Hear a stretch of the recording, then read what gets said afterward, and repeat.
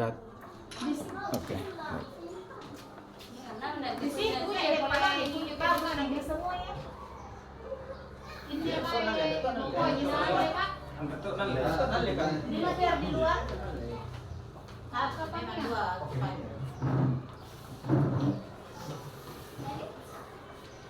Mulai ini punya jalan dia jalan ya. Baju loh. Kepala nak lo ki. Kalau lihat Oh iya. Tadi apa kabar lo yang sudah sini nih? kasih bagus juga ada nih. Karena di situ fokus di sana ya.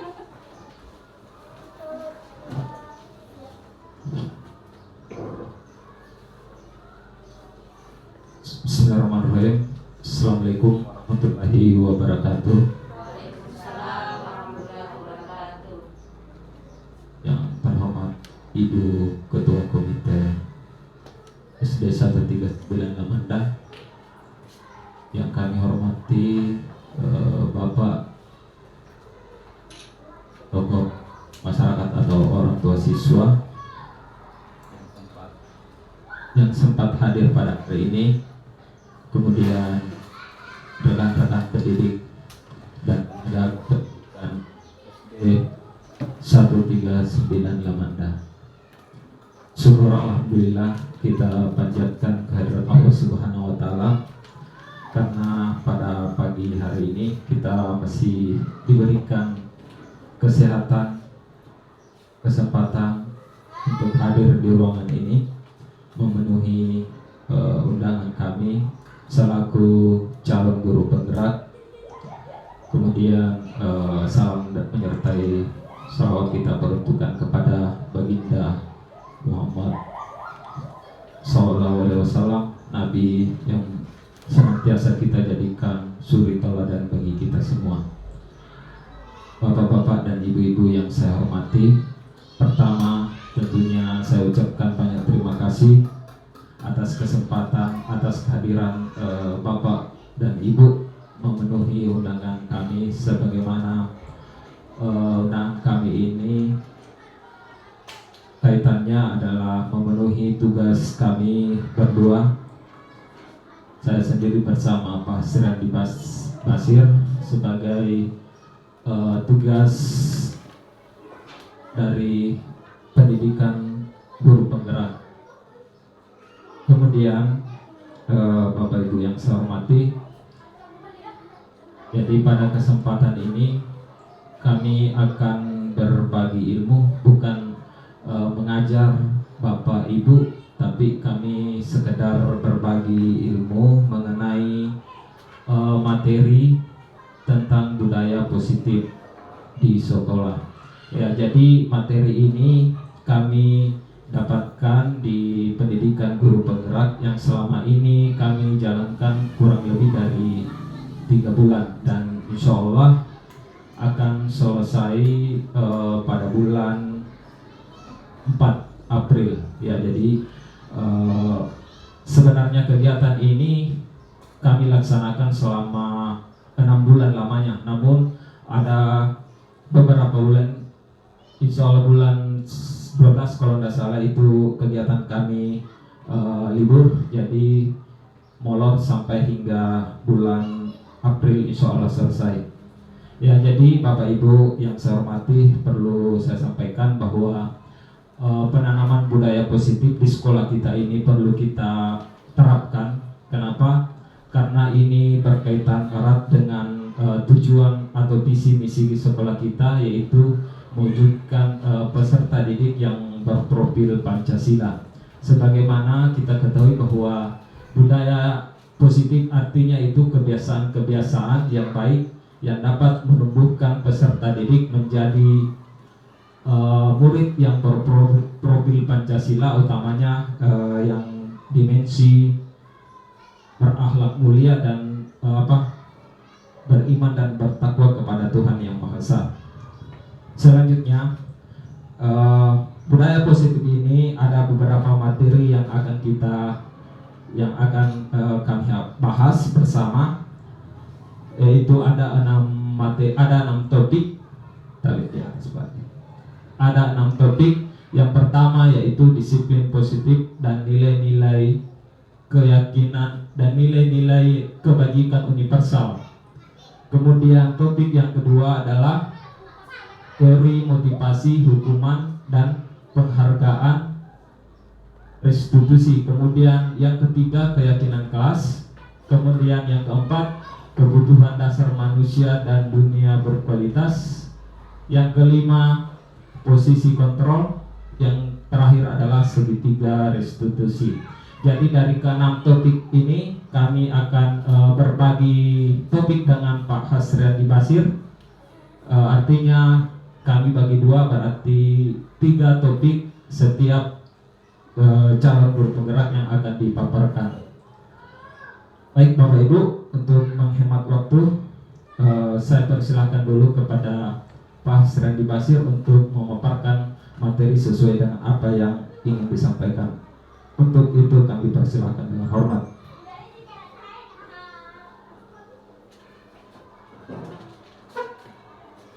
Assalamualaikum warahmatullahi wabarakatuh. Rabbi surahli sadri wasir li amri wahlul 'uqdatam min lisani yafqahu. Yang terhormat Kepala UPT SDN 139 Lamanda, yang terhormat para undangan, yang terhormat Dewan Guru dan staf SDN 139 Lamanda. Baik, ada beberapa hal dari materi yang akan saya sampaikan secara pribadi. Di antaranya disiplin positif dan nilai kebajikan universal. Terus saya lanjut pada keyakinan kelas, dan yang terakhir restitusi 5 posisi kontrol.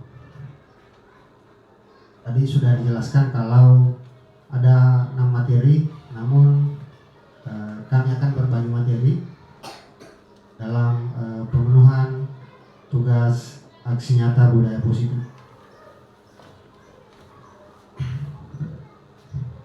Baik, tujuan pendidikan. Ki Hajar Dewantara mengatakan tujuan dari dilakukannya proses pendidikan adalah untuk menuntun segala kekuatan kodrat yang ada pada anak agar mereka sebagai manusia dan anggota masyarakat dapat mencapai keselamatan dan kebahagiaan yang setinggi-tingginya.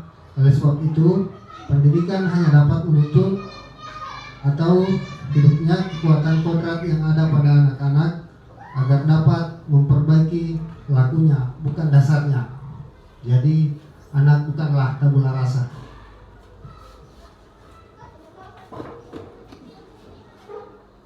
Disiplin positif.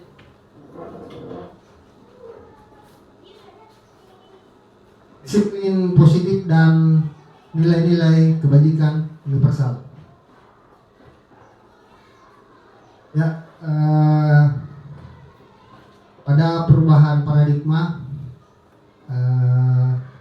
kita sedikit rileks ya, dimana pada slide ada gambar kepalan tangan, dimana kepalan tangan ini merupakan simbol dari keyakinan yang kita miliki. Pada petunjuk ada A dan B. Anda dan teman Anda, ambillah secari kertas kecil, tulislah benda atau sesuatu yang berharga untuk Anda. Letakkan di salah satu tangan Anda dan genggam benda tersebut dengan daya dalam sebuah kepalan. Teman Anda akan mencoba dengan sekuat tenaga dengan berbagai cara untuk meminta Anda memberikan benda tersebut.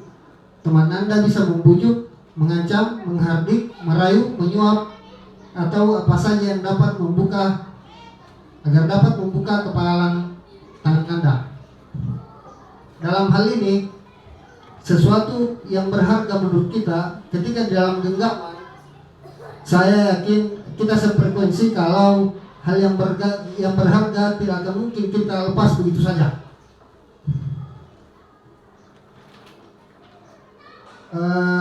mengingat hal yang berharga didapatkan itu dari usaha, dan tidak mungkin tidak serta-merta sesuatu yang telah kita dapatkan itu kita akan lepas begitu saja.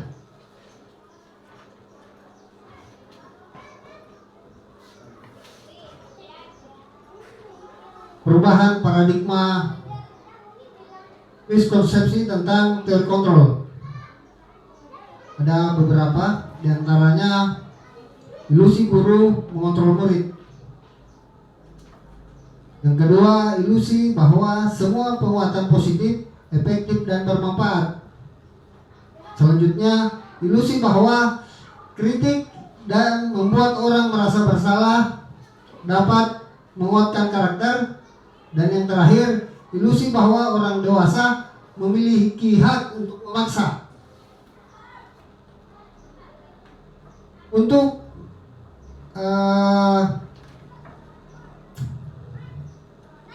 di poin ketiga, ilusi bahwa kritik dan membuat orang merasa bersalah dapat menguatkan karakter. Ini akan saya bahas sebentar pada topik tentang materi kontrol, posisi kontrol guru.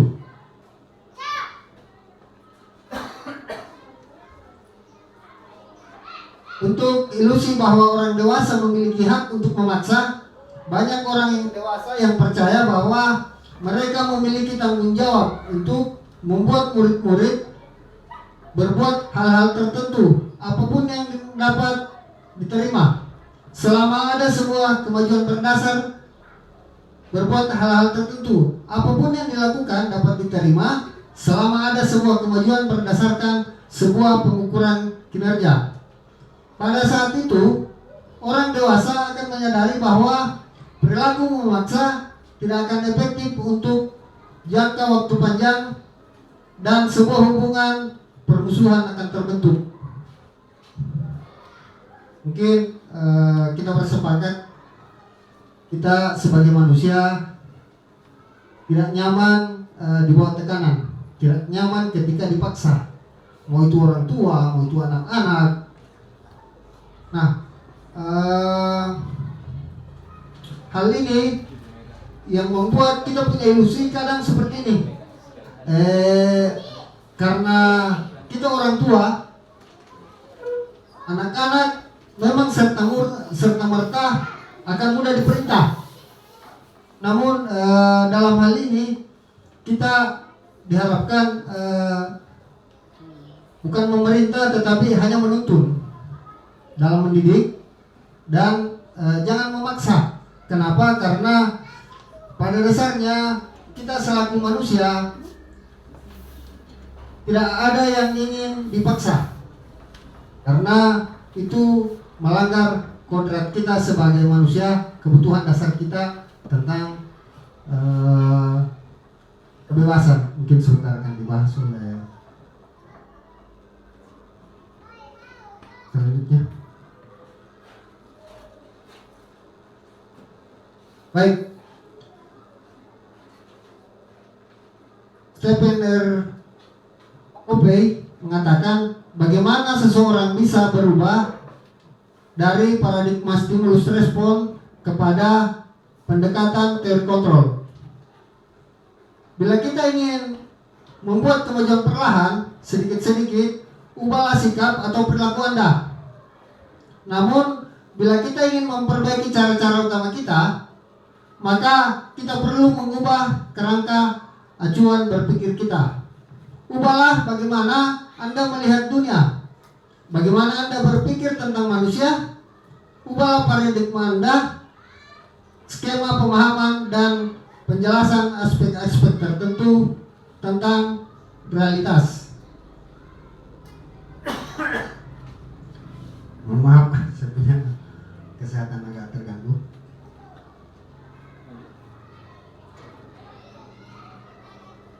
Baik, kita melangkah ke perubahan paradigma. Ada stimulus respon dan ada teori kontrol atau teori pilihan. Siapa sesungguhnya yang memiliki kontrol? Pada slide ada bagan, ada stimulus respon, pada bagian kanan saya, di bagian kiri ada teori kontrol atau pilihan. Misalnya stimulus responnya, kita mencoba mengubah orang agar berpandangan sama dengan kita. Teori kontrolnya, kita berusaha memahami pandangan orang lain tentang dunia. Terus stimulus respon selanjutnya, perilaku buruk dilihat sebagai suatu kesalahan. Teori kontrolnya, semua perilaku memiliki tujuan.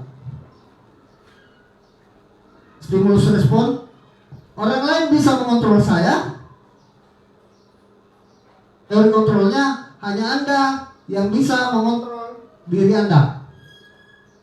Terkait contoh dengan kepalan tangan yang sempat saya gambarkan di awal pembahasan, bahwa yang mengontrol diri kita adalah bukan orang lain tetapi diri kita sendiri. Peserta diri kita juga begitu. Yang mengontrol diri mereka sendiri, bukan kita. Kita hanya mendampingi, menuntun, dan memberikan pelayanan yang prima demi terwujudnya pengharapan dan cita-cita mereka sesuai dengan profil pelajar Pancasila. Selanjutnya, pemaksaan ada pada saat bujukan gagal. Teori kontrolnya, kolaborasi dan konsensus menciptakan pilihan-pilihan baru. Dalam hal ini bervariasi ya. Selanjutnya, model berpikir menang kalah. Model berpikir menang kalah, teori kontrolnya model berpikir menang-menang. Dalam permainan, mau itu lomba, mau itu pertandingan, dan sejenis-jenisnya, manusia selalu berharap menang. Mudah lomba, orang yang ikut lomba pasti selalu berharap ingin menang. Orang yang ikuti pertandingan, mereka selalu berharap menang. Ini teori kontrolnya. Makna kata disiplin. Belajar tentang disiplin positif tidak harus dengan memberi hukuman. Justru itu adalah salah satu alternatif terakhir, dan kalau perlu tidak digunakan sama sekali. Tanda kutip di sini, tidak perlu digunakan sama sekali, yakni pemberian hukuman kepada peserta didik. Makna kata disiplin ini berasal dari bahasa Latin, disciplina, yang artinya belajar. Kata disiplin juga berasal dari akar kata yang sama dengan disciple atau murid, pengikut. Untuk menjadi seorang murid atau pengikut, seseorang harus mampu paham betul alasan mengapa mereka mengikuti suatu aliran atau ajaran tertentu, sehingga motivasi yang terbangun adalah motivasi intrinsik, bukan ekstrinsik. Makna asal kata ini berkonotasi dengan disiplin diri. Sebagai murid-murid Kratos dan Plato, ini ungkapannya Plato sama Socrates, bahwa disiplin berkonotasi dengan murid-murid. Selanjutnya, disiplin diri membuat seseorang menggali potensinya menuju sebuah tujuan, sesuatu yang dihargai dan bermakna. Namun dalam budaya kita, makna kata disiplin dimaknai menjadi sesuatu yang dilakukan seseorang pada orang lain untuk mendapatkan kepatuhan. Kita cenderung menghubungkan kata disiplin dengan ketidaknyamanan, bukan tentang apa yang kita hargai ataupun pencapaian suatu tujuan mulia.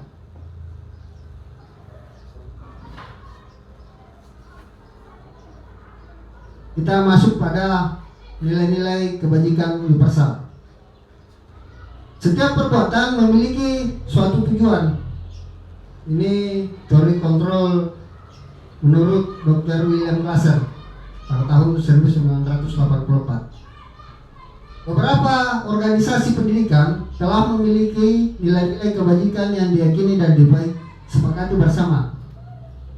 Antara lain profil pelajar, dalam hal ini kita di Indonesia kita menyebutnya profil pelajar Pancasila. Ada Ibo Primarier Program, 9 pilar karakter. Selanjutnya petunjuk seumur hidup dan keterampilan hidup. Ada building moral intelijen. Dan yang terakhir proyek nilai-nilai kebajikan.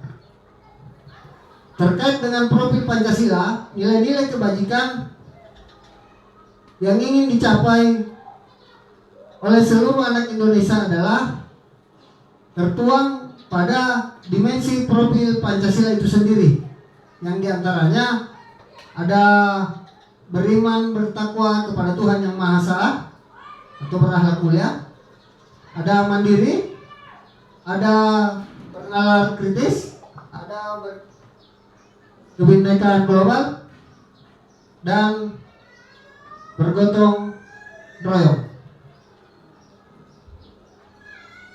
Yang terakhir, kreatif.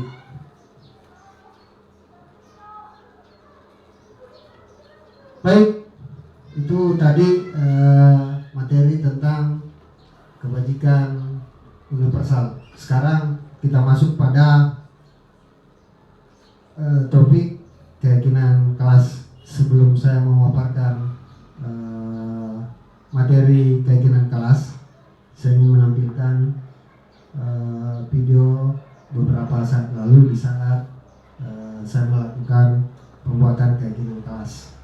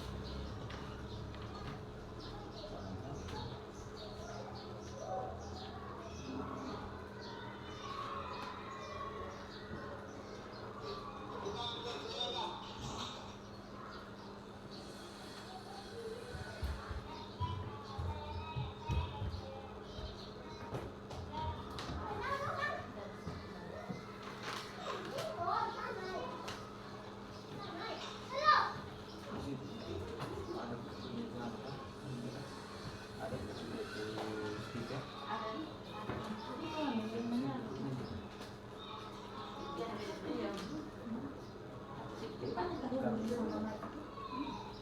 disebutnya.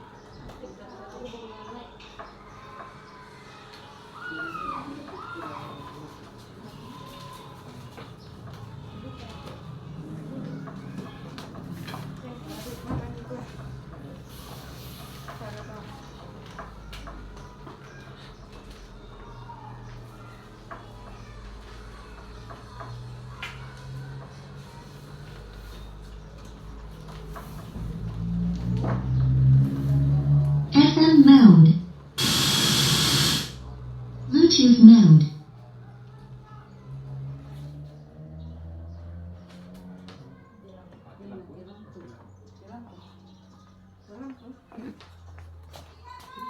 Bisa gitu biar enggak pakai lampu Mars ya? Pakai lampu? Ah, bisa. Bisa sih.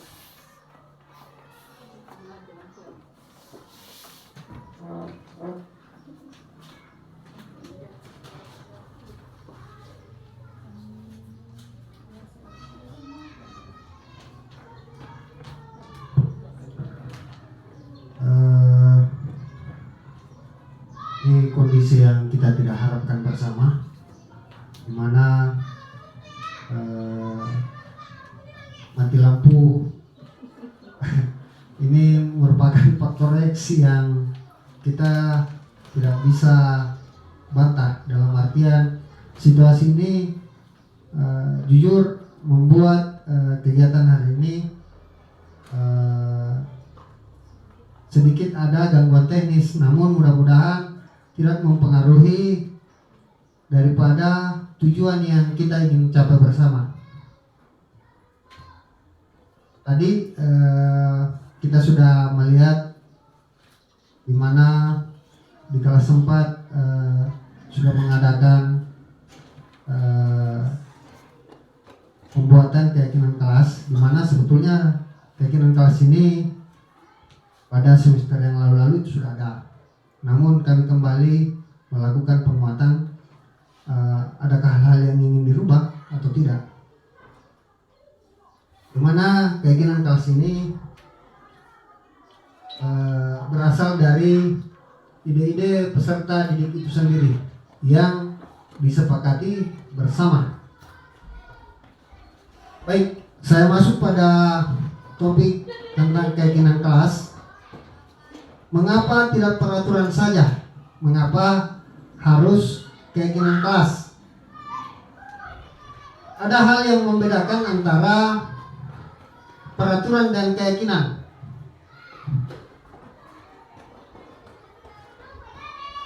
Mengapa kita memiliki peraturan-peraturan? Tentunya dengan peraturan-peraturan ada tujuan dari peraturan itu sendiri. Misalnya seperti ini. Ketika berkendara ada roda 2, kita harus menggunakan helm. Tentu pasti ada alasannya. Kenapa? Ini untuk tujuan keselamatan. Di masa COVID kemarin ada 3M yang kita berlakukan: menggunakan masker, mencuci tangan, dan menjaga jarak. Ini semua adalah upaya tindakan menyelamatkan diri dari COVID itu sendiri. Selanjutnya, contoh lain, harus datang tepat pada saat mengikuti pelatihan atau kegiatan. Ini terkait dengan persoalan disiplin waktu. Untuk mendukung motivasi intrinsik, kembali ke nilai-nilai keyakinan-keyakinan untuk lebih menggerakkan seseorang dibanding mengikuti serangkaian peraturan-peraturan.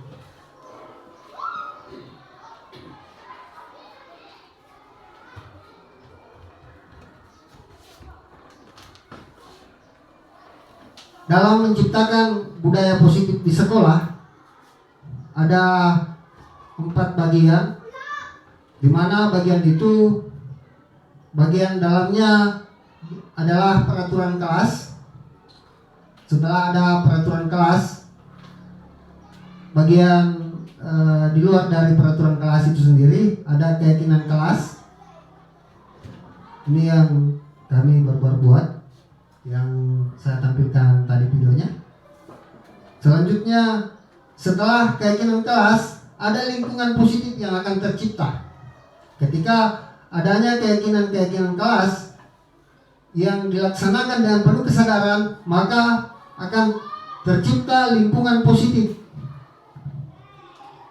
Dari lingkungan yang positif, komponen-komponennya melakukan, membiasakan lingkungan positif, maka dengan sendirinya akan melahirkan budaya positif, di mana budaya positif ini sesuai tema pada hari ini, yakni sharing pemahaman tentang budaya positif, di mana ini yang ingin kita ciptakan bersama di lingkungan sekolah yang kita cintai ini.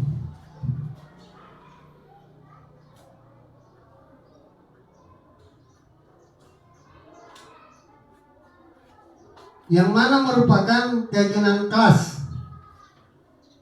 Ini saya baca saja ya. Seharusnya jauh lebih efektif ketika bisa saya tampilkan di slide. Kenapa? Karena ini merupakan ada dua model, di mana salah satunya ini merupakan keyakinan kelas dan salah satunya hanya sebagai kesepakatan kelas. Contoh yang pertama, SDN 139 Lamanda, kesepakatan kelas, datang tepat waktu, mengucapkan salam, menjaga kebersihan sekolah, berdoa sebelum dan sesudah kegiatan, dan aktif dalam pembelajaran. Itu kesepakatan yang pertama. Terus ada lagi kesepakatan yang lain, dia termasuk juga kesepakatan kelas. Di antaranya, kami guru dan murid saling menyayangi. Kami murid yang semangat belajar. Selanjutnya, kami murid yang peduli dengan teman-teman. Dari kedua kesepakatan kelas ini, kita tentunya pasti mengambil kesimpulan kalau yang lebih tepat dari kedua keyakinan kelas yang sempat saya bacakan tadi adalah yang kedua. Yang pertama kurang tepat karena ada beberapa alasan sehingga saya katakan kurang tepat. Makanya pilihannya jatuh pada kesepakatan kelas yang kedua. Tentunya kita pasti memiliki alasan kenapa dikatakan kurang tepat dan kenapa dikatakan contoh kesepakatan kelas yang kedua ini yang tepat, karena sesuai dengan ciri-ciri keyakinan kelas, diantaranya mudah dipahami dan mudah diingat. Ya, bahasanya singkat, namun tidak mengurangi nilai daripada apa yang ingin disampaikan. Mudah dipahami dan mudah diingat. Terus ciri-ciri yang lainnya, pernyataan-pernyataan yang universal yang dibuat dalam kalimat positif.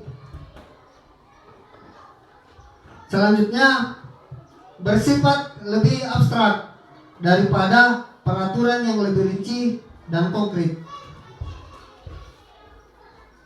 Ya, semua hal-hal baik itu bisa menjadi keyakinan kelas.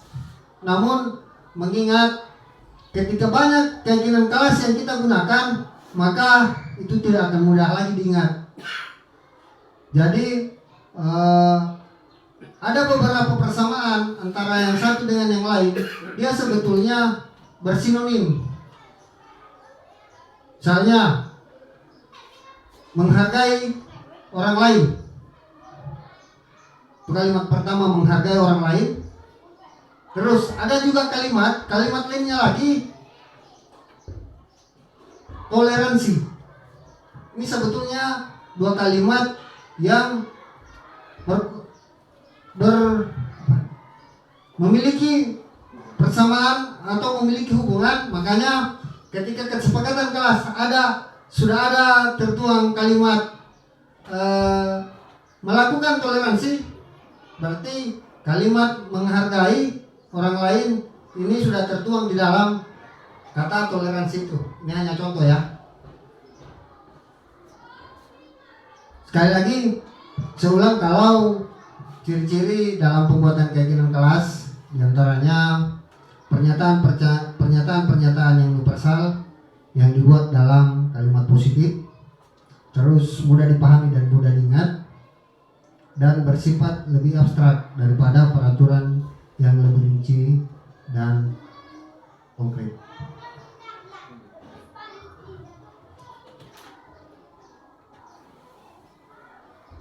Yang membedakan antara peraturan dan keyakinan kelas, misalnya seperti ini. Peraturannya selalu kembalikan buku ke tempatnya. Dengan sendirinya, keyakinan kelasnya adalah tanggung jawab, persoalan komitmen. Dimana ketika peserta didik kita atau murid kita ambil buku misalnya dari lemari, setelah dia baca, hendaknya dia kembalikan ke tempatnya. Ini kalau peraturannya. Tetapi kalau keyakinan kelasnya ada tanggung jawab yang harus dilaksanakan oleh peserta didik kita atau murid kita. Kurang elok kalau ambil buku baru tidak dikembalikan ke tempatnya kan. Selanjutnya, dilarang mengganggu orang lain. Keyakinan kelasnya otomatis menghargai orang lain.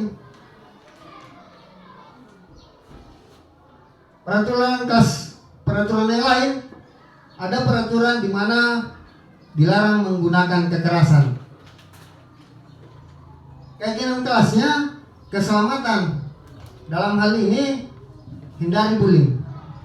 Pada video yang sempat saya tampilkan tadi, ada 4 orang kalau tidak salah, ada 5 orang dari kelas 4 yang menyarankan kalau kesepakatan di kelas 4 itu memang hindari bullying. Dari sekian ide peserta didik kita, khususnya di kelas 4, mereka berharap untuk menghindari bullying. Ini termasuk kekerasan psikologi nih kalau bullying. Peraturan yang lain bergantian atau menunggu giliran. Keyakinan kelasnya tentu bersabar, sudah termasuk juga tetap menghormati orang lain. Dalam kalau mau dijadikan kalimat ini bergiliran atau bergantian, ini budaya antri mungkin ya. Kita mungkin sefrekuensi semua. Kalau peraturannya bergantian atau menunggu giliran, berarti keyakinan kelasnya adalah budaya antri. Contoh peraturan lain, gunakan masker. Keyakinan kelasnya ya tentu persoalan keselamatan, kesehatan. Jangan berlari di kelas atau koridor. Ini juga keyakinan kelasnya tentu keselamatan, menghindari anak-anak jangan sampai jatuh. Itu tadi gambaran tentang peraturan dan keyakinan kelas. Saya lanjut pada topik selanjutnya, yakni restitusi 5 posisi kontrol guru. Apa-apa itu yang 5? Posisi kontrol dibagi 5. Yang pertama ada penghukum, yang kedua ada pembuat rasa bersalah, ada posisi kontrol sebagai teman, ada posisi kontrol sebagai pemantau dan ada posisi kontrol manager. Posisi kontrol seorang guru,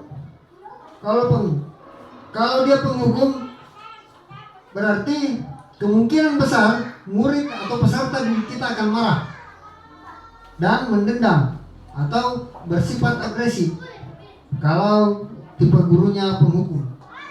Kalau tipe gurunya adalah pembuat merasa bersalah, berarti ya murid akan dipaksakan untuk merasa bersalah. Murid pasti tentunya tertekan, dimana ketika seseorang tertekan berarti dia kayak bom waktu, ada waktunya kemarahannya meledak. Terus posisi kontrol sebagai teman, ketika seorang guru memposisikan diri sebagai teman terhadap peserta didiknya, maka murid akan merasa senang dan akrab sebagai dampak yang positif. Hanya saja di sisi lain atau di sisi negatif, murid menjadi tergantung pada guru tersebut atau pendidik tersebut. Bila ada masalah, dia akan merasa bisa mengandalkan guru tersebut untuk menyelesaikannya. Ini kalau posisi seorang pendidik, dia menggunakan posisi kontrol sebagai teman terhadap peserta didiknya. Selanjutnya, posisi kontrol memantau, di mana peserta didik memahami konsekuensi yang harus dijalankan karena telah melanggar salah satu peraturan sekolah. Yang terakhir, posisi kontrol manajer. Posisi di mana guru berbuat sesuatu bersama dengan murid atau peserta didik, mempersilahkan murid, mempertanggungjawabkan perilaku yang mendukung murid agar dapat menemukan solusi atas permasalahannya sendiri, serta mendorong peserta didik menjadi manajer bagi dirinya sendiri. Kita ambil contoh lain, misalnya dalam sebuah tim sepak bola, beda, ada tim sepak bola misalnya si A atau tim A, dia tidak memiliki yang namanya seorang manajer. Di tim B atau tim yang lainnya, dia memiliki manajer. Tentu pola permainannya pasti berbeda. Karena yang pertama tim A tadi, dia tidak memiliki manajer, dia tidak memiliki yang mengarahkan. Berbeda dengan tim B. Jadi beberapa posisi kontrol yang 5 ini yang paling ideal kita gunakan sebagai pendidik, hendaknya kita menggunakan posisi kontrol manager.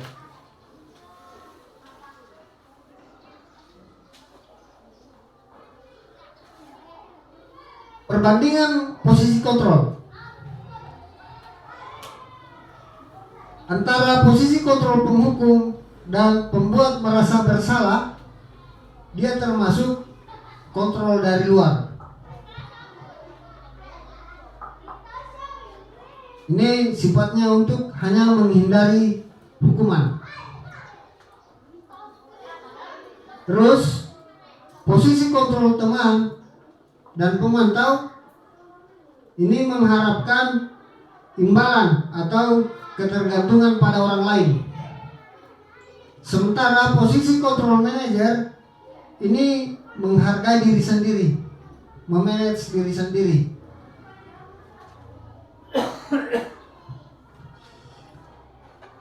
Motivasi untuk peserta atau pendidik, motivasinya kalau dia penghukum berarti dia menghardik, menunjuk-nunjuk, menyakiti dan menyindir peserta didik.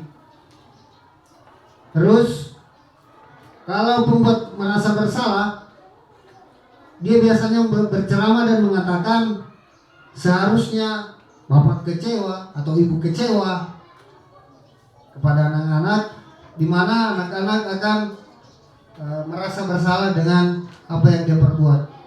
Selanjutnya, untuk posisi teman,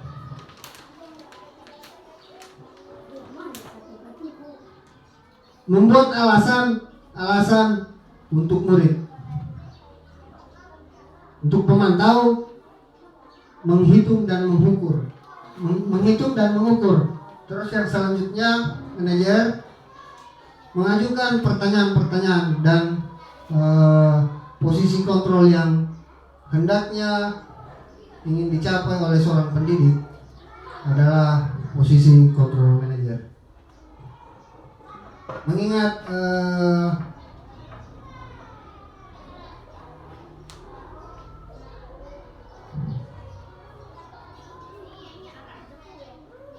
ada beberapa pertanyaan-pertanyaan, di antaranya kalau pertanyaannya saya kecewa sekali dengan kamu, terus siapa yang mengatakan kalau kita kaitkan dengan posisi kontrol, berarti kalau ada kalimat atau pernyataan saya kecewa sekali dengan kamu, berarti dia diposisikan pada posisi kontrol membuat merasa bersalah. Contoh lain, pernyataannya kamu tidak pernah benar dalam melakukannya, dia posisi kontrol penghukum. Kalau bahasanya, ayolah lakukan demi bapak atau demi ibu, ayolah buatlah ini untuk bapak dan ibu, berarti dia berlaku posisi kontrol sebagai teman. Apa kamu mau mengerjakan atau apa kamu mau mendapatkan stiker berbintang hari ini, berarti ini adalah posisi kontrol pemantau. Bagaimana kamu bisa menyelesaikan masalah ini? Ini pernyataan yang mengatakan berarti yang memiliki posisi kontrol manajer. Kamu selalu yang paling terakhir, berarti ini yang mengatakan ini adalah posisi kontrolnya tipe penghukum. Itu beberapa gambaran tadi, pernyataan-pernyataan ini merupakan pernyataan-pernyataan yang disampaikan oleh pendidik, di mana klasifikasinya atau pembagiannya kembali lagi pada ada yang membuat merasa bersalah, ada penghukum, ada teman, dan ada pemantau. Untuk materi selanjutnya, mengingat waktu sudah terlalu banyak saya gunakan dan saya harus berbagi karena masih ada 3 materi yang akan disampaikan oleh rekan CGP saya, dalam hal ini Bapak Imam Bunanda. Demi mengefisienkan waktu, kepada beliau saya persilahkan.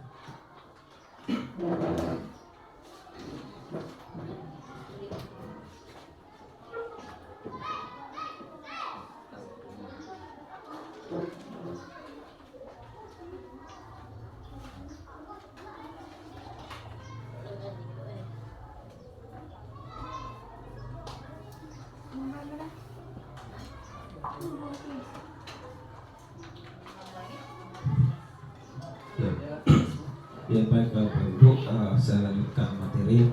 Sebelumnya saya memohon maaf karena kondisi kita ini, sebenarnya materi ini sangat baik untuk kita semua, namun kendala yang kita hadapi tidak sesuai dengan apa yang kita harapkan semua. Ya, sekiranya ini kegiatan ini atau pemaparan materi ini kami tayangkan di PowerPoint melalui proyektor, tapi masalah yang kita hadapi adalah mati lampu ini merupakan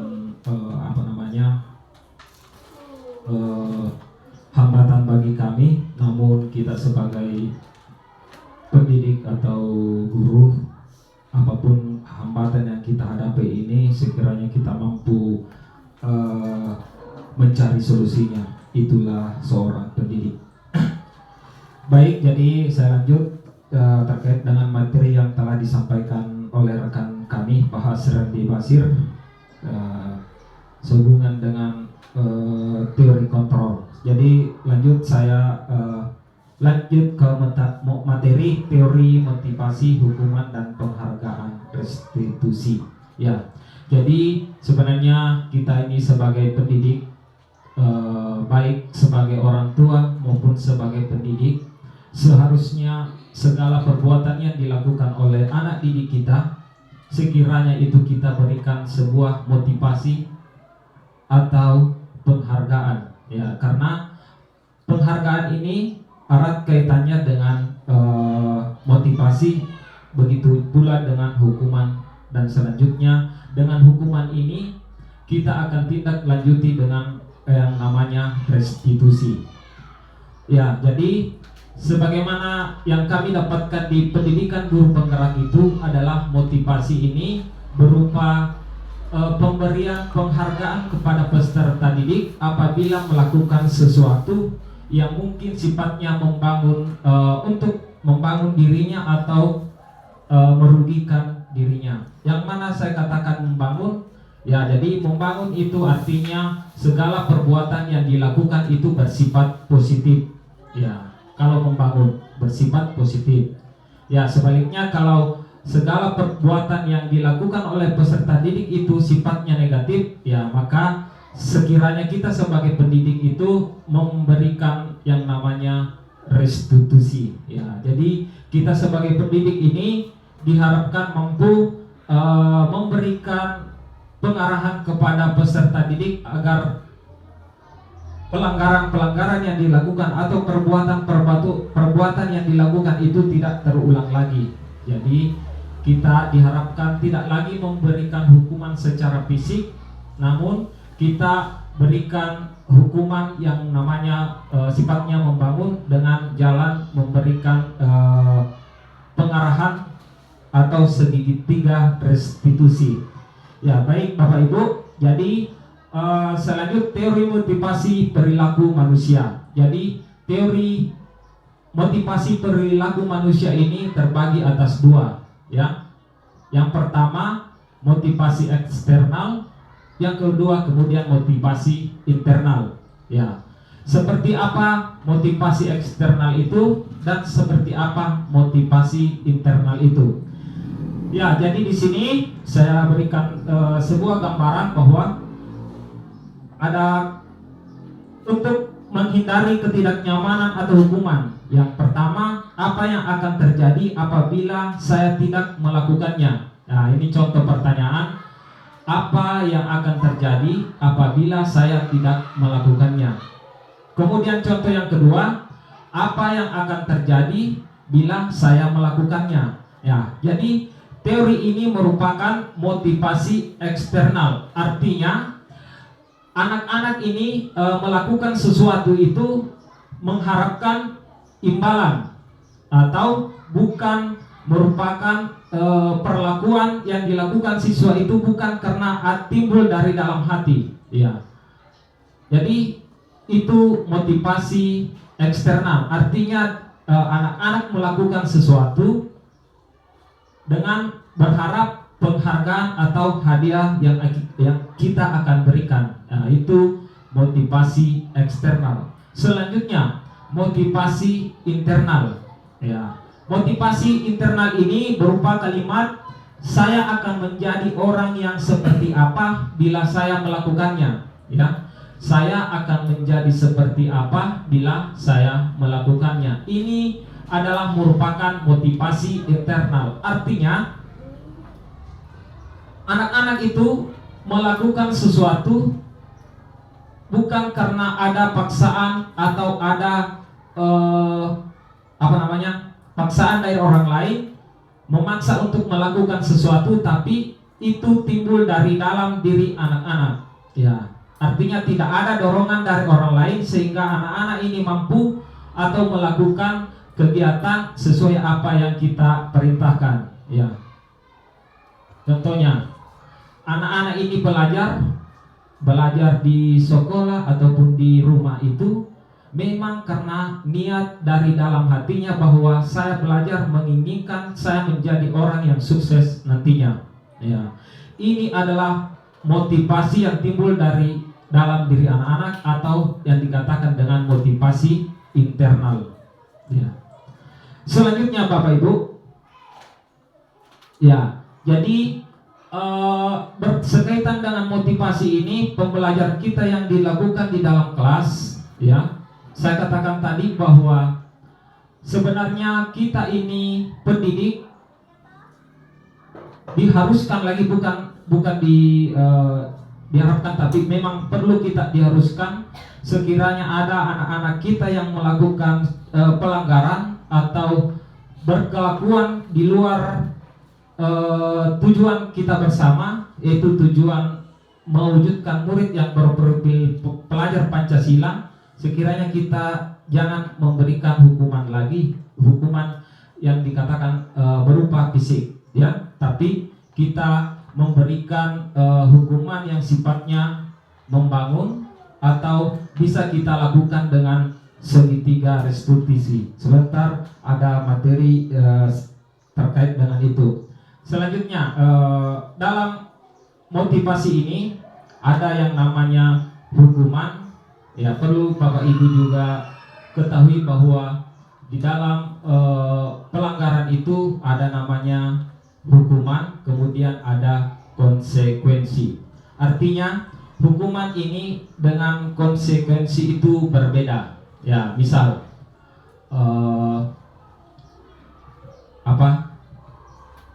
anak-anak terlambat ke sekolah, datang terlambat ke sekolah, kemudian kita suruh memungut sampah. Apakah ini termasuk hukuman atau konsekuensi? Ya. Ya. Ya, baik. Untuk lebih jelasnya saya minta Ibu Mega tolong dulu ya Pak. Spidol. Seandainya nyala di lampu, ada beberapa kalimat yang saya akan tampilkan di depan. Bapak Ibu akan memilih yang mana tergolong konsekuensi, yang mana termasuk hukuman.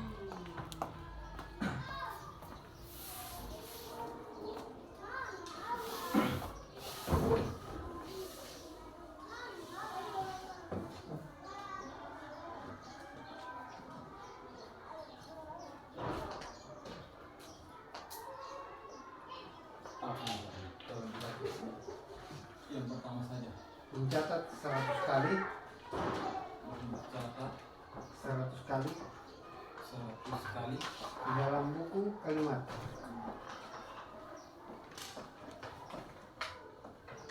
Saya tidak akan datang terlambat lagi. kalimat Kalimat.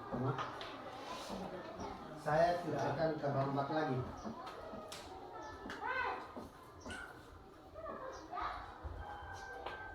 Akan terlambat lagi. Karena terlambat ke sekolah. Karena terlambat ke sekolah.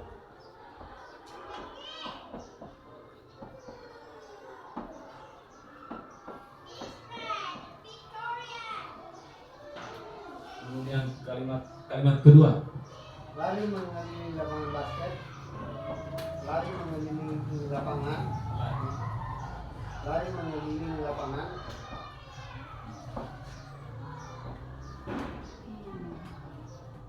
Lapangan Basket 2 kali. basket 2 kali Karena terlambat hadir di sekolah.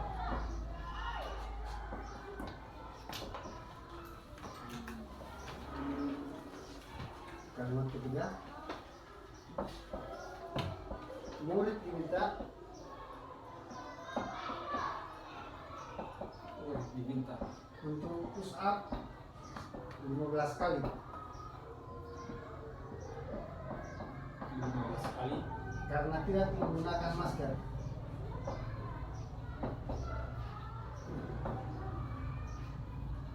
Ke sekolah. Menggunakan masker ke sekolah.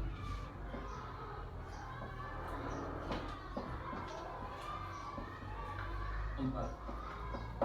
Mengganti kertas tugas teman yang telah dicoret-coret. Teman, kertas tugas teman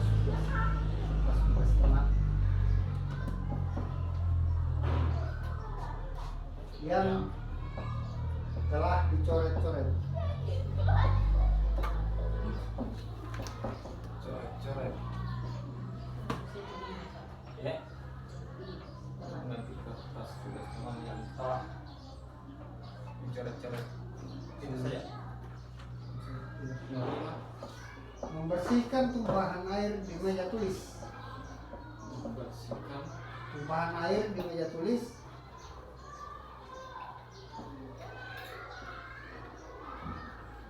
meja tulis tulis. karena tersenggol pada saat belajar. Ya.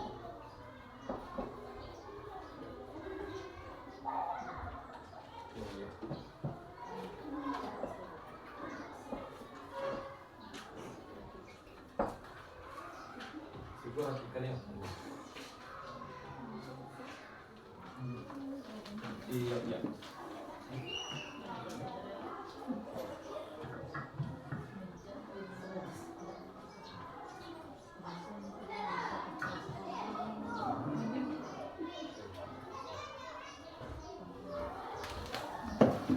Ya, kita lanjut Bapak Ibu.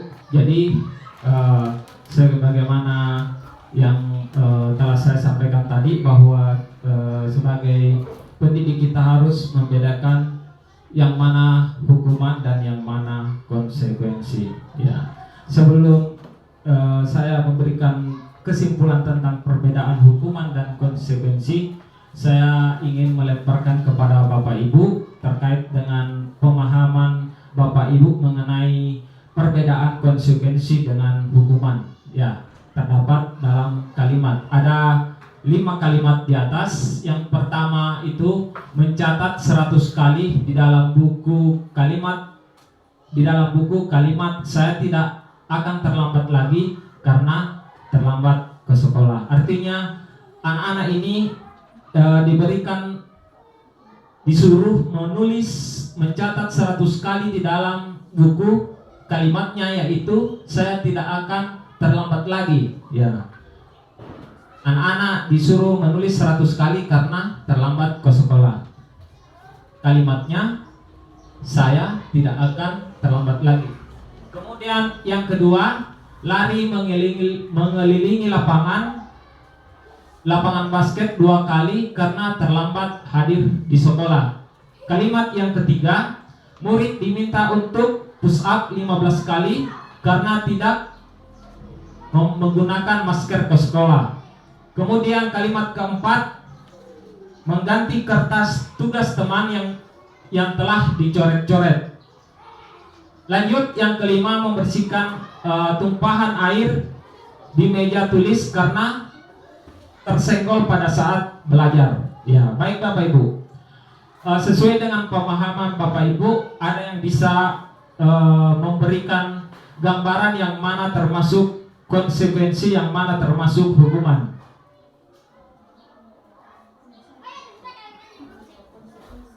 Ya. Kalimat 145 konsekuensi. 145 konsekuensi. Kemudian 23 hukuman. Ya. Sekarang ya, jadi inilah triknya. Seandainya ada layar ini, bisa kita lihat sekaligus, ya, lebih menarik lagi bagaimana proses diskusi kita. Tapi karena sesuatu yang mungkin tidak bisa kita inginkan bersama, mati lampu, sehingga kita terkendala dengan ini. Ya, baik Bapak Ibu. Jadi sesuai dengan apa yang Bapak Ibu sampaikan, bahwa poin 145 adalah merupakan konsekuensi, dan yang kedua dan 3 itu merupakan hukuman. Ya, jadi yang pertama itu adalah, yang tepatnya itu yang pertama ini mencatat 100 kali di dalam buku kalimat saya tidak akan terlambat, karena terlambat ke sekolah adalah merupakan hukuman, ya, merupakan hukuman. Kemudian yang kedua, lari mengelilingi lapangan basket 2 kali karena terlambat datang ke sekolah, juga merupakan hukuman. Selanjutnya yang ketiga, murid diminta untuk push up 15 kali karena tidak menggunakan masker, itu juga termasuk hukuman. Ya. Selanjutnya, menggantikan kertas tugas teman yang telah dicoret-coret, itu merupakan konsekuensi. Ya, kemudian yang kelima, membersihkan tumpahan air di meja tulis karena tersenggol pada saat belajar, itu merupakan konsekuensi. Jadi kalimat pertama 1, 2, 3 itu merupakan hukuman. Selanjutnya kalimat keempat dan 5 itu merupakan konsekuensi. Ya, jadi saya akan menjelaskan bagaimana perbedaan antara hukuman dan konsekuensi. Ya, jadi hukuman itu adalah sesuatu yang menyakiti karena terjadi, ya, sesuatu yang menyakiti harus terjadi, itu adalah hukuman. Kemudian konsekuensinya adalah sesuatu yang terjadi. Artinya kalau hukuman ini sifatnya adalah memaksa, ya. Kemudian konsekuensi ini artinya secara tidak sengaja, ya, secara tidak sengaja. Jadi itu perbedaan intinya. Kalau hukuman itu pernyataannya sifatnya harus memaksa, ya. Kalau konsekuensi itu secara tidak sengaja. Kemudian dalam hukuman ini anak membenci kedisiplinan, ya. Dalam hukuman ini anak membenci kedisiplinan. Kemudian konsekuensi, anak menghargai disiplin. Ya. Perbedaan paling mendasar itu, Bapak Ibu, bahwa hukuman ini saya katakan tadi bahwa itu sifatnya paksaan. Apabila dilanggar maka akan mendapat hukuman. Ya. Kemudian konsekuensi artinya dengan segala tidak kesengajaan sehingga melakukan sesuatu atau datangnya secara tiba-tiba, ya, datangnya secara tiba-tiba, seperti apa yang ada dalam kalimat keempat ini, mengganti kertas tugas teman yang telah dicoret-coret. Ini artinya perbuatan yang datangnya secara tiba-tiba. Kemudian yang kelima, membersihkan tumpahan air di meja tulis karena tersenggol pada saat belajar. Ya, artinya ini perlakuan anak ini dilakukan menyenggol menyenggol tumpahan air ini di meja, itu sifatnya tidak dia datangnya secara tiba-tiba, makanya dia digolongkan ke dalam konsekuensi. Yang mana saya katakan tadi bahwa hukuman itu sifatnya paksaan, ya. Mencatat 100 kali di dalam buku kalimat, saya tidak akan terlambat lagi, ya. Jadi ini adalah sifatnya hukuman.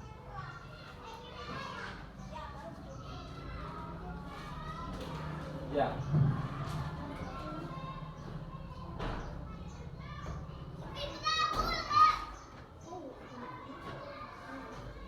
Ya, jadi baik, saya lanjut. Ya, jadi dengan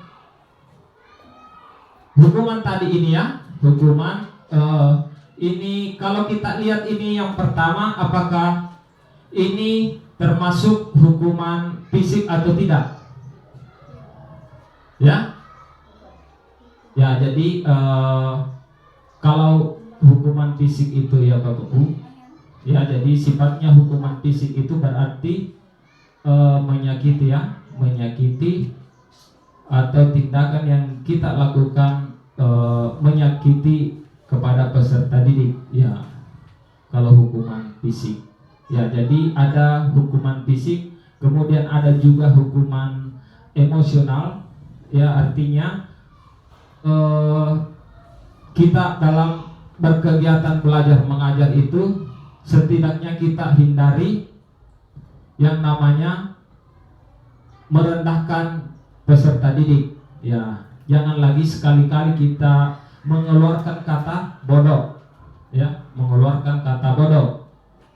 Ya, karena itu sifatnya bisa merendahkan peserta didik. Ya, dengan kata bodoh ini maka peserta didik kita akan merasa bagaimana kita kembalikan kepada diri kita, bagaimana sekiranya ada teman kita atau rekan kita yang mengatakan kita ini bodoh, ya, maka timbul perasaan perasaan apa itu? Kurang menyenangkan, ya.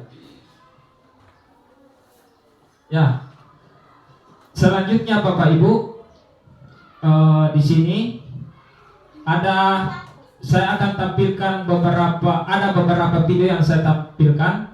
Sekiranya kita berada di posisi itu misalnya sebagai guru. Nah, ini merupakan bagaimana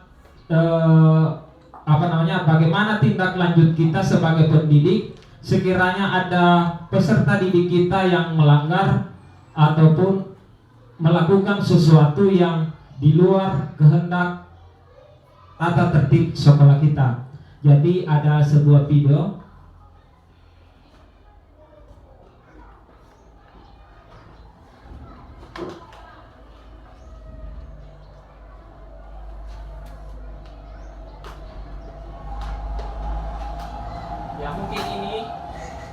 Mungkin ini video sangat viral ini, ya, sangat viral.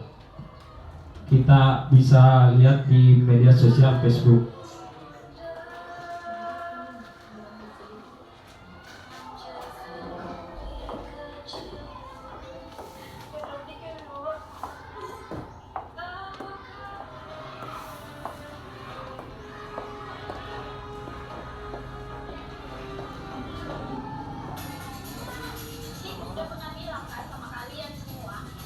Kalau ibu sengaja mengambil jam pertama untuk mata pelajarannya itu untuk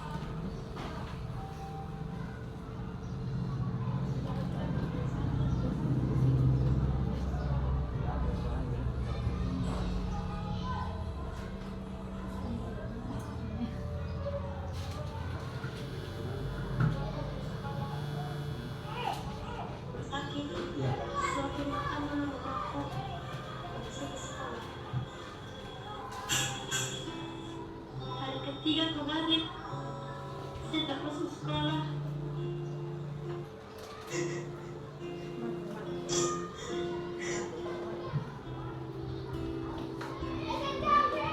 Ceritaku hadir bunda,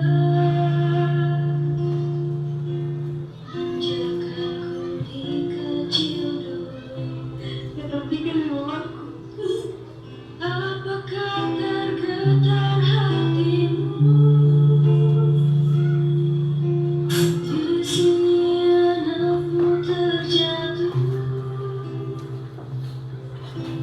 tak ada tempatku mengadu. Tangisku dalam sendiriku. Menemukan nama bangku, suruh jadi singa. Tak bakalan tak masuk sekolah di Ibu.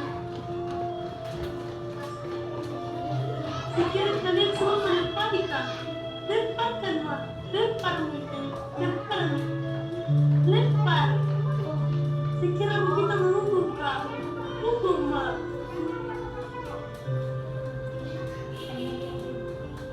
Apakah tergetar hatimu? Di sini anakmu terjatuh. Rinduku hadirmu, oh bunda.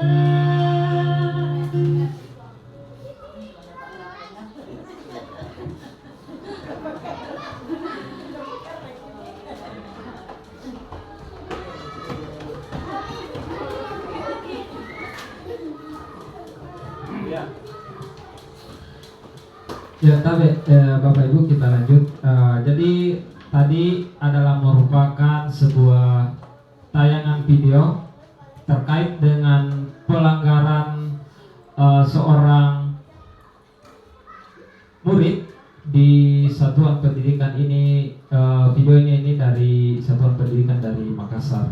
Ya, seperti apa yang kita tahu, ini gurunya ini sangat viral di media sosial. Ya. Terkait dengan video yang telah saya sampaikan, telah saya tayangkan tadi, mungkin ada dari Bapak Ibu yang ingin mengomentari bagaimana gambaran tentang video tersebut. Apa yang Bapak Ibu bisa petik dari tayangan video? Mungkin ada yang bisa menyampaikan pandangannya, saya beri kesempatan.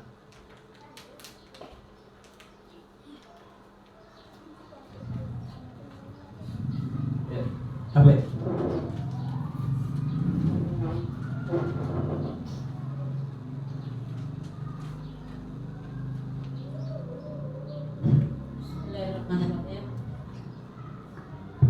Bismillahirrahmanirrahim. Assalamualaikum warahmatullahi wabarakatuh. Terima kasih atas kesempatan yang diberikan. Sedikit saya akan mengomentari sesuai dengan barusan yang kita lihat bersama tayangan video yang lagi viral ini tentang anak SMA di mana setiap harinya selalu terlambat datang ke sekolah, bukan karena tanpa sebab atau alasan, tapi di sini tadi menggambarkan anak tersebut yang bernama Kaila setiap hari terlambat, mungkin karena temannya atau gurunya tidak mengetahui duduk persoalannya seperti apa. Mereka langsung membuli temannya yang bernama Kaila karena dia tidak mengetahui apa sebenarnya, mengapa sebenarnya si Kaila ini terlambat. Namun setelah mengetahui apa masalah dari Kaila tersebut, teman-teman dan gurunya ini langsung merasa merasa kasihan, merasa simpati dengan permasalahan yang dialami Kaila, di mana orang tua Kaila ini merasa tertimpa musibah, sakit dan berada di rumah sakit, dan setelah menderita sakit lama kelamaan dipanggil oleh Sang Maha Kuasa. Itu saja Pak. Terima kasih. Baik Bapak Ibu, jadi demikian apa yang disampaikan oleh rekan kita Ibu Salma. Betul apa yang disampaikan oleh Ibu Salma bahwa kita sebagai seorang pendidik, jika sekiranya ada peserta didik kita yang terlambat ataupun melakukan pelanggaran yang di luar tata tertib sekolah kita, itu jangan langsung ambil tindakan ya.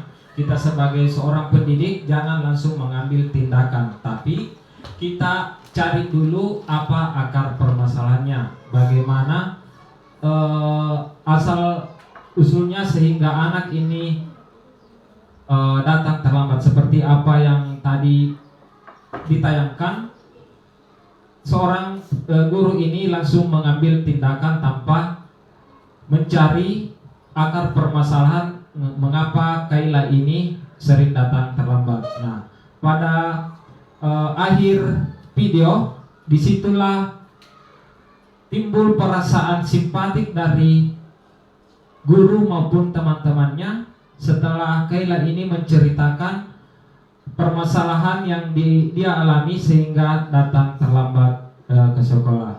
Jadi terkait dengan materi yang video yang sempat Bapak Ibu saksikan, ini kaitan erat kaitannya dengan materi yang akan saya bahas mengenai restitusi ataupun segitiga restitusi.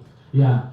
Jadi baik Bapak Ibu, sekiranya ada anak-anak kita yang melakukan pelanggaran atau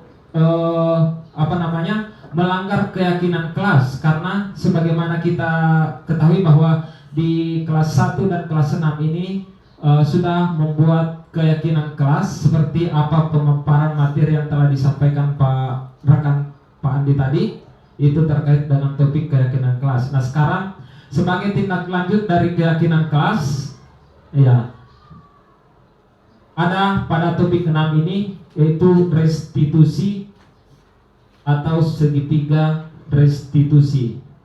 Lanjut.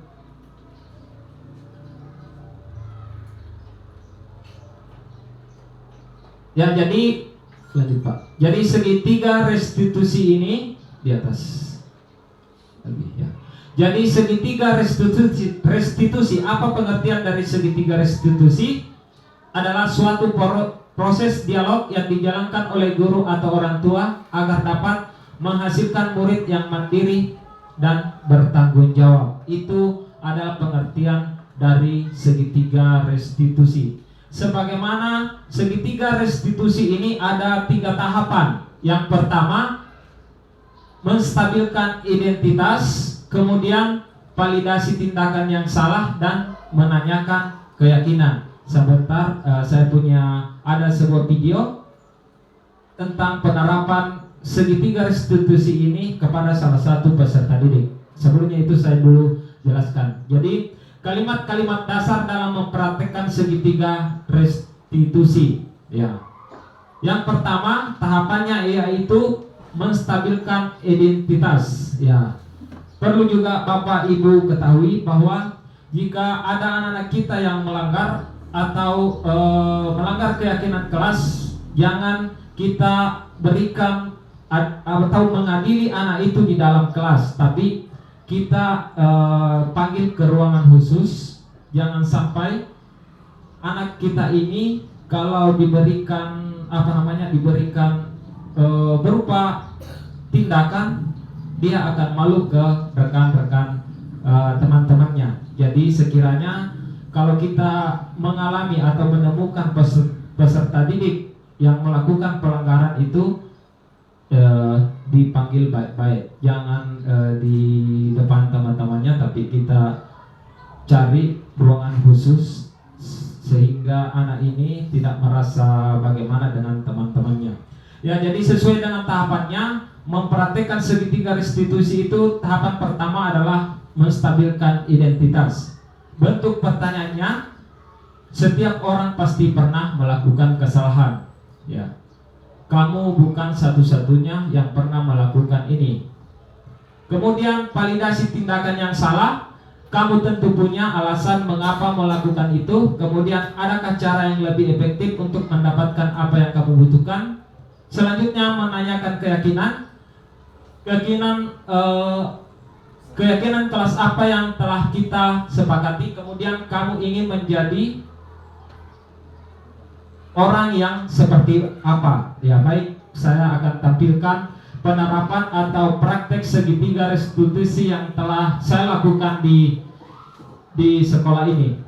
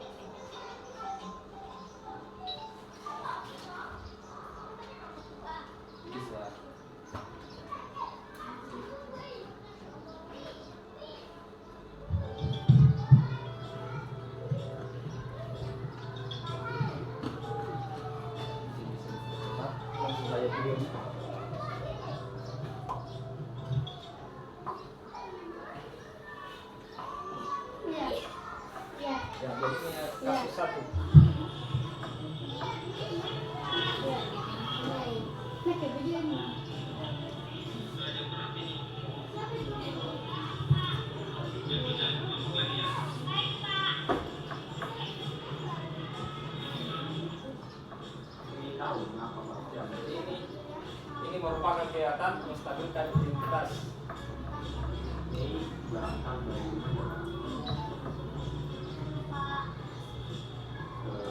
Kita masuk ke ruangan kira-kira kalau Mei berangkat dari rumah dari 30 masuk ke ruangan jam 7.30, kira-kira Mei datang tepat waktu. Jadi setiap manusia pasti mempunyai kesalahan, itu manusiawi. Itu bukan dengan bapak pernah terlambat ke sekolah, masuk setelah juga terlambat. Tapi bapak di sini bukan mau mencari kesalahan ini. Kita sama-sama mencari solusi bagaimana supaya Mei tidak datang terlambat lagi. Tentunya Mei tadi datang ke sekolah terlambat punya alasan. Kenapa Mei mau berjalan?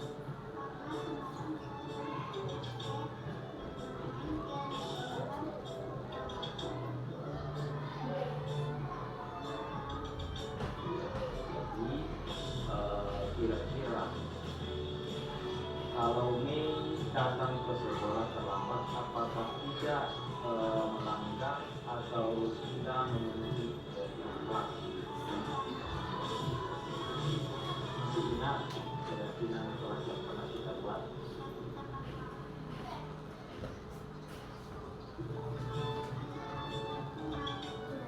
Jadi Mei sudah tahu keyakinan kelas. Tentunya ada langkah-langkah yang perlu dilakukan supaya tidak terlambat. Kira-kira langkah-langkah apa yang bisa dilakukan supaya tidak terlambat ke sekolah?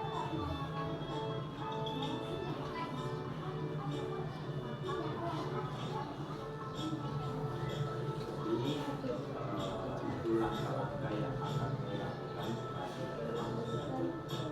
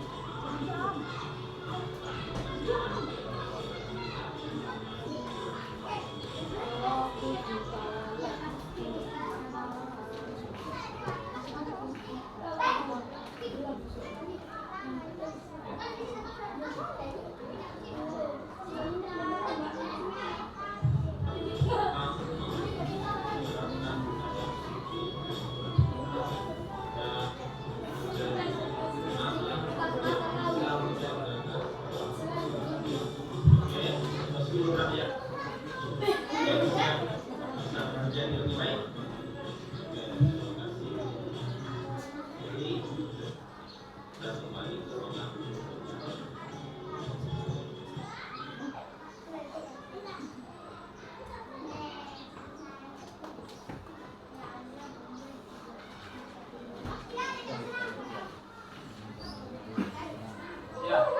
Baik Bapak Ibu, jadi itu adalah sekedar berbagi teknik menerapkan segitiga restitusi di dalam kelas.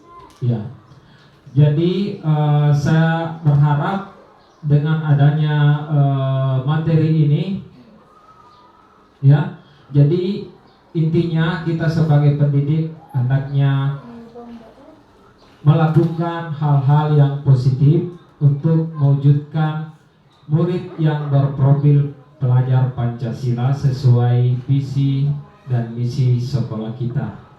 Ya, kemudian sebagai gambaran juga bahwa kita pendidik ini dilarang keras lagi memberikan hukuman kepada peserta didik yang mana hukuman itu berupa fisik, tapi kita diharapkan dapat mencari solusi bagaimana agar anak didik kita ini mampu berperilaku sesuai dengan apa yang diharapkan oleh kurikulum kita, kurikulum Merdeka, yaitu mewujudkan peserta didik yang berprofil pelajar Pancasila sesuai dengan dimensi-dimensinya, beriman dan bertakwa kepada Tuhan Yang Maha Esa, kemudian bergotong royong, mandiri, kreatif dan berpikir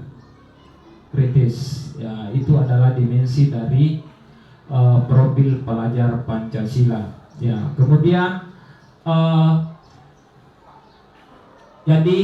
tadi adalah penerapan segitiga restitusi, ya, untuk membuat anak yang merasa gagal karena terbuat salah menjadi positif terhadap dirinya. Ya, perkataan ini berbuat salah itu hal yang manusiawi. Jadi ini merupakan salah satu tindakan kita atau penerapan segitiga restitusi yang mana penerapannya kita lakukan jika ada anak-anak kita yang melakukan pelanggaran itu berupa perkataan. Ya, jadi ini merupakan rangkaian atau tahap dalam segitiga restitusi, yaitu menstabilkan identitas, yang mana ya, jadi seperti apa yang Bapak Ibu tadi lihat di video, ya, jadi berbuat salah itu hal manusiawi, tidak ada manusia yang sempurna. Bapak juga juga buat salah, kita pasti menyelesaikan permasalahan ini. Jadi Bapak tidak mau memanggil kamu di sini bukan mencari siapa yang salah, tapi kita cari solusi bersama sehingga apa yang anak-anak atau apa yang kamu buat tidak terulang lagi. Ya. Jadi ini merupakan gambaran tentang menstabilkan identitas terkait dengan penerapan segitiga restitusi. Jadi kemudian validasi tindakan yang salah ini, validasi tindakan yang salah. Ya, jadi tidak lanjut validasi tindakan. Menanyakan ya. Jadi pada tahap akhir yaitu menanyakan keyakinan. Jadi sesuai dengan video tadi saya memperlihatkan menanyakan kepada salah satu rekan didik kita, rekan peserta didik, bahwa apa kamu masih ingat keyakinan kelas yang pernah kita buat? Ya, tentunya anak ini menjawab iya, masih. Ya, jadi ini adalah salah satu rangkaian tentang penerapan segitiga restitusi dalam hal menanyakan keyakinan. Ya, jadi Bapak Ibu yang saya hormati, sebagai kesimpulan pertemuan atau diseminasi budaya positif pada hari ini, ya, jadi kita sebagai pendidik, ya, harus menerapkan menjadi contoh tauladan bagi kita, bagi murid didik kita, ya. Datang misalnya datang tepat waktu, ya, menerapkan budaya positif di lingkungan sekolah itu berupa menyambut siswa di depan pintu, salam, sapa, senyum, sopan, itu juga budaya positif, ya. Kemudian jadi tugas kita ini ibarat petani, ya. Kita ini sebagai petani, sekolah itu sebagai lahannya, kemudian peserta didik itu sebagai benihnya, ya. Jadi tugas kita hanya menuntun bagaimana benih ini bisa berkembang dan tumbuh dan menghasilkan menghasilkan bibit atau hasil yang sangat kita harapkan bersama, ya. Kemudian selanjutnya sebagai kesimpulan juga, apabila ada peserta didik kita melakukan pelanggaran, ya sekiranya kita mampu mencari permasalahan dengan penerapan segitiga restitusi ini, ya. Jadi mungkin Pak Andi ada bisa disimpulkan?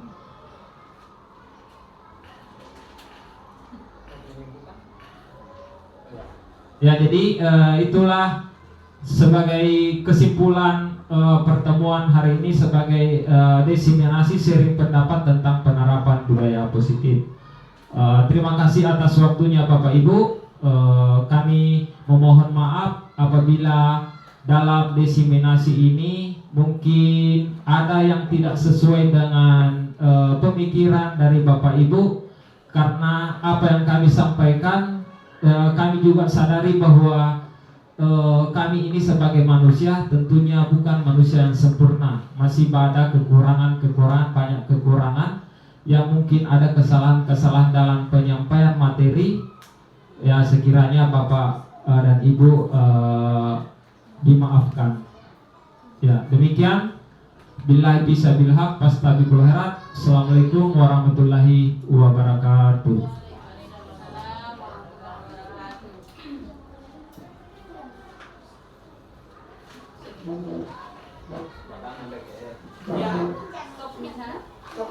Stop. Ibu yang nyari jam murid tadi. Resik.